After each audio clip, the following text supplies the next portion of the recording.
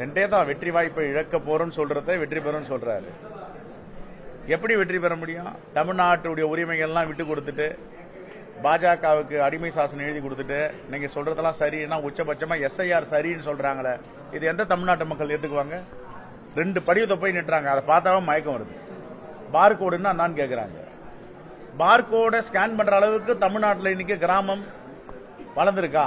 எல்லா இடத்துலயும் smart phone இருக்கா? எல்லா விவசாயிகளையும் எல்லா கிராமப்புறங்களிலும் செல்போனையும் ஸ்மார்ட் போனையும் வச்சிருக்காங்களா? எதுல அவங்க டவுன்லோட் பண்ணுவாங்க?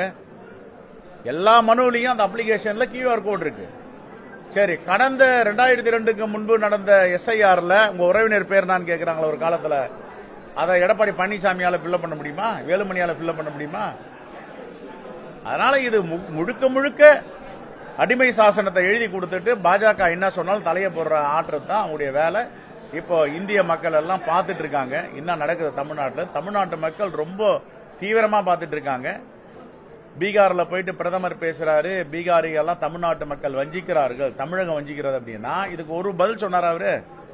தமிழ்நாட்டில் பீகாரி மக்கள் செழிப்போடு இருக்காங்க, மகிழ்ச்சியோடு இருக்காங்க, இன்பத்தோடு இருக்காங்க, இங்க துன்பம் இல்லை அப்படின்னு நான் சொல்ல முடியல அவரால். அப்படின்னா மோடி என்ன சொன்னாலும் 100% சரின்னு. நாளைக்கு தமிழ்நாட்டை எழுதி கொடு பீகாருக்குன்னா கூட எழுதி கொடுத்துருவார்.